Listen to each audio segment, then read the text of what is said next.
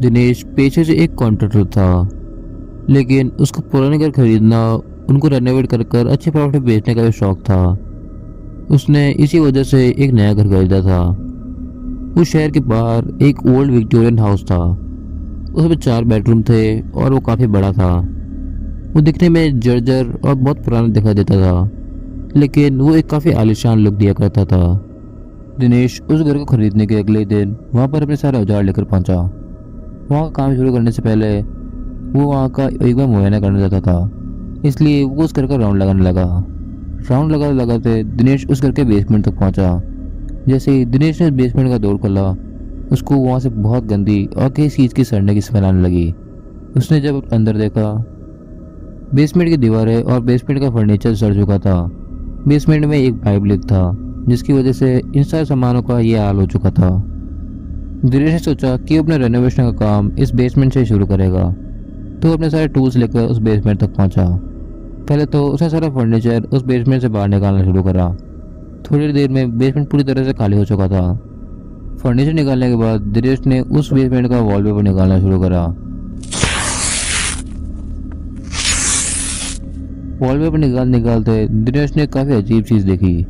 एक वॉलपेपर के पीछे उसको एक बहुत पुराना सा गेट दिखाई दिया। दिनेश ने इस घर का ब्लूप्रिंट देखा हुआ था और उसको ऐसा कोई भी गेट याद नहीं था जो उस घर में पहले से बना हो। उसने उस ब्लूप्रिंट को वापस से चेक करा, उसको तभी ऐसा कोई भी गेट का जिक्र उस ब्लूप्रिंट में नहीं मिला। दिनेश अब काफ़ी ज़्यादा एक्साइटेड फील कर रहा था, क्योंकि उसको पता था कि अगर कोई भी चीज़ ब्लूप्रिंट के बाहर बनाई हुई है तो उसको बनाने की कोई बहुत ज़्यादा ज़रूरी वजह ही रही होगी। दिनेश उस गेट के पास गया तो उसने देखा उस गेट पर कोई भी हैंडल नहीं था। इसी वजह से शायद वो गेट इतने सालों तक उस वॉलपेपर के पीछे छुपा हुआ था। लेकिन दिनेश ने जैसे उस गेट को खोलने के लिए उसके हाथ लगाया, तो गेट अचानक से खुल गया।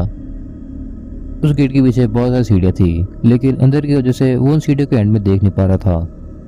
दिनेश भागकर अपने टूल किट तक गया और वहाँ से उसने टॉर्च उठाई। वो टॉर्च जलाकर सीढ़ी से नीचे उतरने लगा।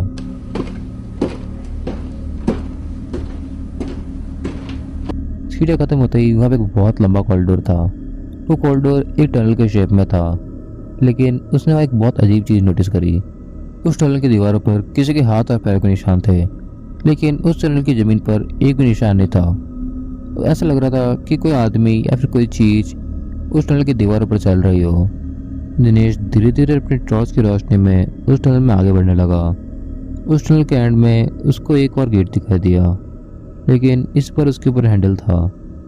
उसने आराम से उस हैंडल को घुमाया तो वो गेट आसानी से खुल गया। उस गेट के आगे एक बहुत बड़ा हॉल था। दिनेश की टॉर्च की लाइट टकरा के वापस नहीं आ रही थी। इसका मतलब वो कमरा बहुत ज़्यादा बड़ा था।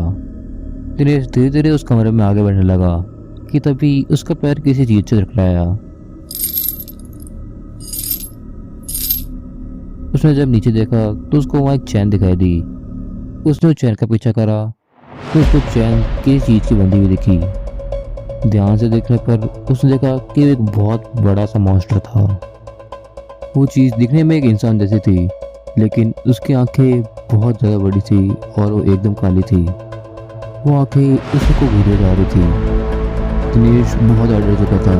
वो अपनी जगह से हिल भी नहीं पा रहा था, लेकिन धीरे धीरे वो चीज़ उसके पास आने लगी।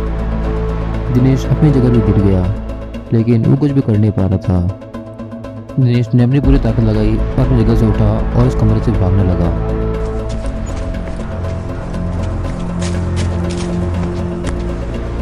लेकिन वो रास्ता तो काफ़ी ज़्यादा लंबा लग रहा था। वो जितना भागता वो रास्ता उतना लंबा होता था, लेकिन आखिर में उसको वो गेट दिखा दिया जिसे वो आया था। लेकिन जैसे दिनेश गेट तक पहुँचता, वो अचानक से वहीं पर गिर गया। उसका पैर शायद किसी चीज़ टकरा गया था, लेकिन जैसे उसने अपने पैर पर देखा तो उसने देखा कि वो चैन जो उस मॉन्स्टर को लगी हुई थी वो उसके पैर में थी। तभी दिनेश को अपने ऊपर से किसी की आवाज़ आने लगी। जैसे ही दिनेश ने अपना सिर ऊपर करा तो उसने देखा कि वो मॉन्स्टर दीवारों पर चलता था। दिनेश बहुत डर चुका था, लेकिन वो कुछ कर नहीं पा रहा था क्योंकि उस चैन की वजह से वो अटका हुआ था। मॉन्स्टर धीरे धीरे उसके पास आने लगा। उसने दिनेश की चौक के पैर रखा और पैर रखते ही वो टॉर्च नीचे टूटी।